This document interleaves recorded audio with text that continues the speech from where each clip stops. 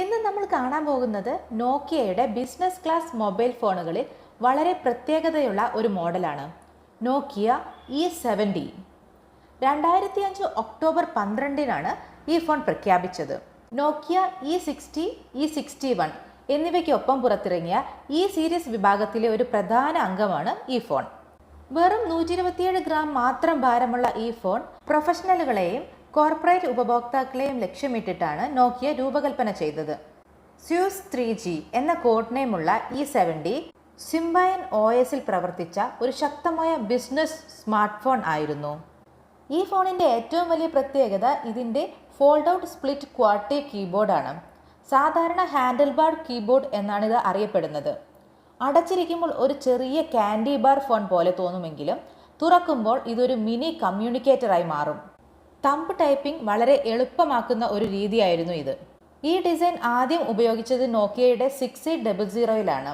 പിന്നീട് നോക്കിയ 6820-ലും കൂടി ഇത് കൊണ്ടുവന്നു. ഇതിൻ്റെ എല്ലാം ഒരു റിഫൈൻഡ് വേർഷനാണ് E70-ൽ എത്തിച്ചത്. നോക്കിയയുടെ ഈ സീരീസ് ഫോണുകളെ പൊതുവെ ഇൻഡിവിജ്വൽ ബിസിനസ് യൂസേഴ്സിന് എളുപ്പത്തിൽ ഉപയോഗിക്കാവുന്ന ഡിസൈൻ പ്ലസ് IT ഡിപ്പാർട്ട്മെൻറ്റ്സിന് സുരക്ഷയും നിയന്ത്രണവും നൽകുന്ന ടെക്നോളജി എന്ന ആശയത്തിലാണ് അവതരിപ്പിച്ചത്. അതിനാൽ തന്നെ E70-ൽ കോർപ്പറേറ്റ് ഇമെയിൽ സപ്പോർട്ടിന് വലിയ പ്രാധാന്യം നൽകിയിരുന്നു.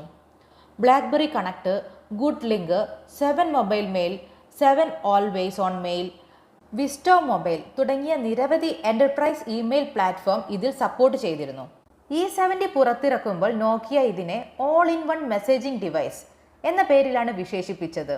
എന്നാൽ വിപണിയിൽ എത്തിയപ്പോൾ പ്രതികരണം മിശ്രമായിരുന്നു. ഫോൾഡ് ഔട്ട് കീബോർഡ് ഡിസൈൻ, ഇതിനേക്കാൾ വലിയ ക്വാർട്ടി കീബോർഡുള്ള നോക്കിയ E61 ഉപഭോക്താക്കൾ കൂടുതൽ സ്വീകരിച്ചു. എന്നിരുന്നാലും നോക്കിയയുടെ ഈ E70 ഒരു പരാജയമായ ഫോണൊന്നുമല്ല, മറിച്ച് ടച്ച് സ്ക്രീൻ കാലഘട്ടത്തിന് മുൻപുള്ള ബിസിനസ് സ്മാർട്ട് ഫോൺ എവല്യൂഷനിലെ ഒരു പ്രധാന പരീക്ഷണം എന്ന നിലയിലാണ് ഇന്ന് ഇതിനെ വിലയിരുത്തുന്നത്. ഇന്ന് നോക്കിയ E70 ഒരു സാധാരണ പഴയ ഫോണല്ല.